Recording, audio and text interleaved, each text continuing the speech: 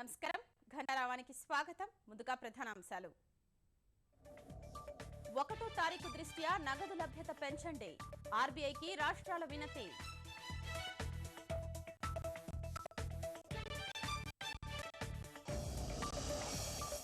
తెల్ల కార్డు ఉన్న కుటుంబానికి 10,000 రుణం.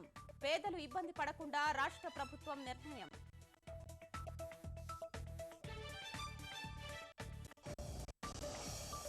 మరోసారి ఎర్రచందనం వేలానికి ప్రభుత్వం సిద్ధం.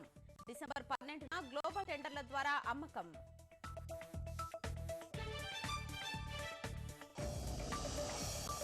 విశాఖ సభవరంలో కోట్ల విలువైన భూమికి రెక్కలు. నకిలీ పత్రాలతో కాజేస్తున్న రాజకీయ నాయకులు.